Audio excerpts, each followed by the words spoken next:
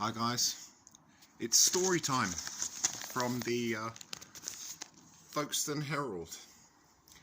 The headline, Home Office is sorry for barracks secrecy.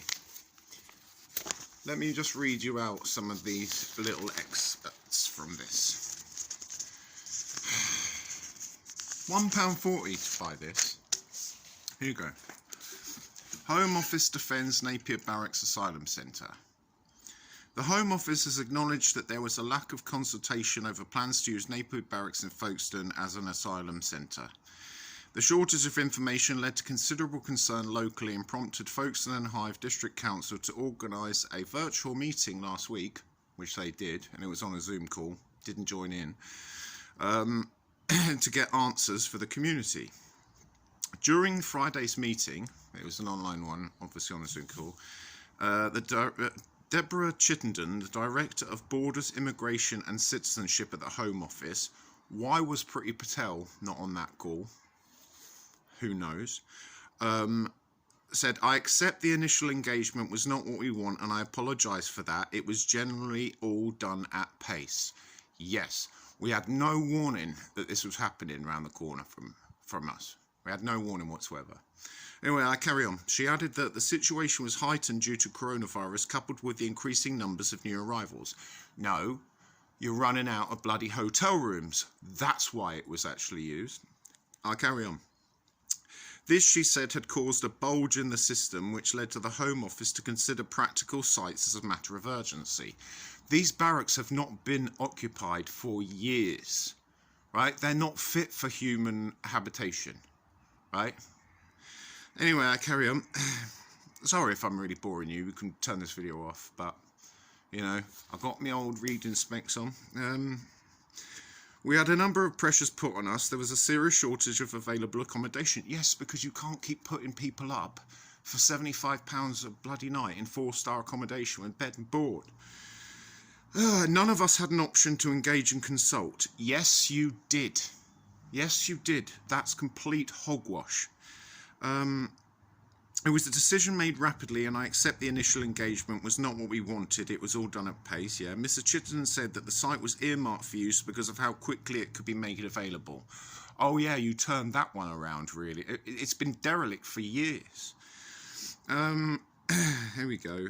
It's a model we understand, which is why we rapidly set this up. We intend to only use what we need while to rebalance the system. I'm optimistic as to how we are working together to make this a success for the time we are going to be there. Well, how long? We don't know. We don't know. She said other potential sites would be taken up to a year to be put in place. They're going to be here for a year? No, they'll be here for longer than that.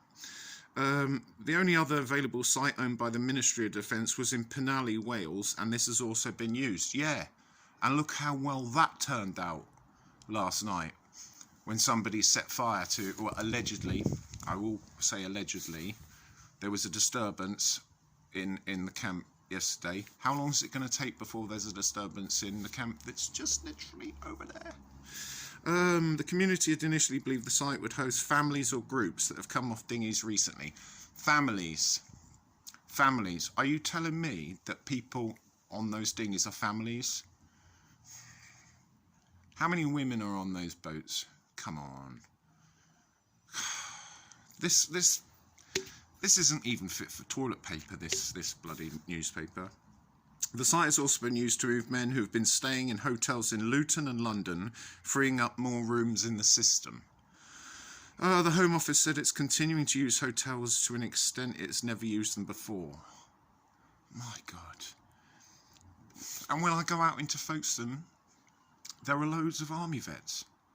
Some of them would love to be back in a barracks. They've got Gulf War syndrome, PTSD, drug issues, alcohol issues. You know, they're hungry, they need to be fed. Some of them have not got a pot to piss in. Actually, most of them don't have a pot to piss in. Anyway, I'll carry on. She added that the hotel system is not ideal for the refugees that are being put up in individual rooms. She said there are no facilities. They are stuck in their room and the only thing they can do is walk around the streets. The only thing they can do is walk around the streets. Have you not been to Napier Barracks, Chittenden?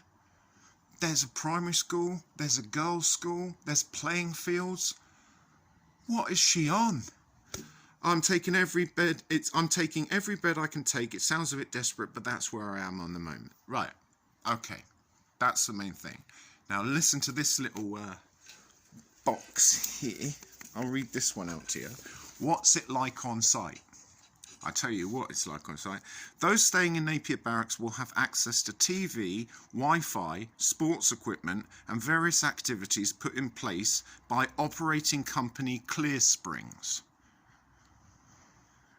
Clear Springs Managing Director Stephen Lakey said voluntary organisations are also in the process of setting up English courses and training sessions.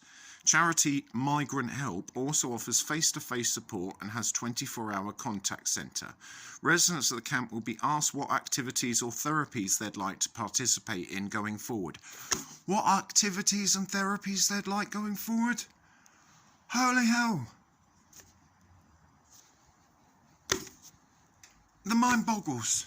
The mind boggles. Mr. Lakey added, I can raise issues so we get the help and support straight away. What we've tried to do is make sure anyone that goes into Napier has had that medical assessment first, and we have triaged out with any vulnerability or any medical need. People who are transferring there are relatively fit and healthy. Oh, that's good. That's lovely to know. Right, I'm going to finish this one, right? And it ends with this. And I think I am being spoken about here just for being local, but I think this is aimed more at like active and little veteran and XXDW, so please tell them what it says here. The Napier Barracks scheme has been met with hostility in some quarters, with misinformation being spread across social media channels. What misinformation? What misinformation? I'm not lying. Nick Wilkinson, a Prevent and Channel Strategic Manager at Kent County Council, addressed this issue. He said, what I want to emphasise is my work focuses on all work of extremism. I am far from an extremist. Far-right influencers from areas outside and in the community are trying to influence the views of you and our community. No, I'm not trying to influence you. I'm just trying to do what the mainstream media ain't going to do. The biased mainstream media, they don't tell you what's going on. It's YouTubers like us which will tell you what's going on. And I'm Tin Pot. But let me carry on. It's important to recognise it's a very small number of people trying to fuel hate. We all use social media now. Very small number of people. Yeah. Can count them on one hand, two hands. Please interrogate the source. Are the images old or have they been manipulated? No, I go on live stream and I show you as it happens. Think about bias. Does the person sharing have an ulterior motive, or does it feed into a polarized conversation? And I'm going to finish off now, guys, right? Thank you for sticking with me for 8 minutes and 23 seconds. If you do see any extremist views or graffiti, please ensure you report that to Kent Police. £1.40 for this tiny little puff rag piece bollocks. Anyway, thank you for sticking with me. I'm lost for words. I'm lost for words. £1.40 that cost me. But £1.40 well spent, because you guys have just listened to it. Alright. I'm going to go now. See you later. Oh, like, share, subscribe. See ya.